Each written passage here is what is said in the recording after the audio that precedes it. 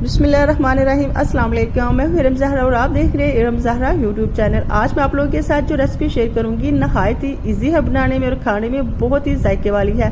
तो मैं बना रही हूं आज बहुत ही मज़ेदार सा बेसन का हलवा। बहुत जल्दी तैयार हो जाता है और खाने में तो नहायत ही ये टेस्टी होता है। तो आपने मेरी इस रेसिपी को फुल वॉच करना है, कुछ भी स्किप नहीं करना है। मैं बना रही हूँ बहुत ही मज़ेदार सा बेसन का हलवा। तो चलिए जी रेसिपी को शुरू करते हैं।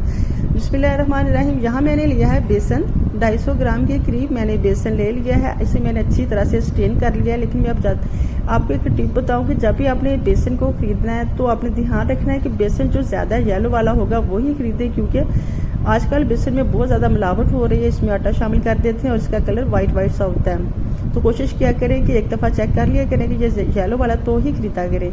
तो मैं इसे रोस्ट करूँगी अच्छी तरह से। मैंने अभी इसमें घी शामिल नहीं किया, बिल्कुल लो फ्लेम पे इसे मैं अच्छी तरह से रोस्ट कर लेती हूँ। तकरीबन 7 से 8 मिनट के लिए इसे मैं रोस्ट करूँगी। देखिए इसने अपना कलर बिल्कुल चेंज कर लिया। अब मैं इसमें शामिल करूँगी घी यहाँ आप देसी भी ले सकते हैं, दूसरा भी घी ले सकते हैं, लेकिन आपने ध्यान रखना है कि इसमें ऑयल बिल्कुल भी शामिल नहीं करना। ऑयल से बेसन का हलवे का जायका नहीं आता।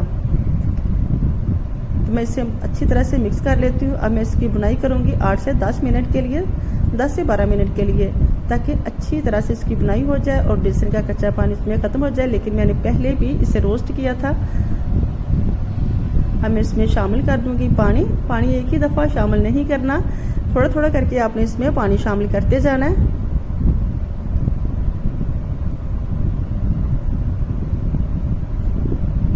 मैं इसे अच्छी तरह से मिक्स करती हूँ और मैं इसमें शामिल कर देती हूँ चीनी।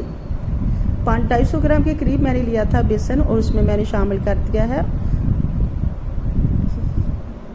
150 ग्राम के करीब मैंने इसमें पानी शामिल किया है। 1.5 कप मैंने इसमें शामिल किया चीनी का। अब मैं इसे अच्छी तरह से मिक्स कर लेती हूँ।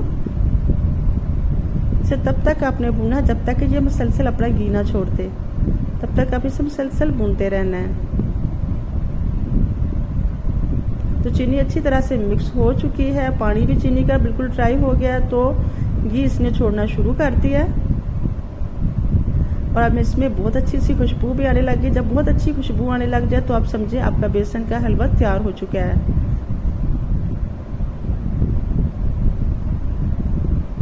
देखिए माशाल्लाह से इसकी लुक चेक करें कितनी प्यारी है। अब मैं इसमें कुछ करूँगी ड्राई फ्रूट शामिल, जिसमें बादाम है, काजू है और पिस्ता है। इसे मैंने कटिंग करके शामिल कर दिया। अब अपने टेस्ट के हिसाब से शामिल कर सकते हैं। अगर आपको पसंद है तो शामिल कर ले, नहीं पसंद तो आप स्किप कर लीजिएगा।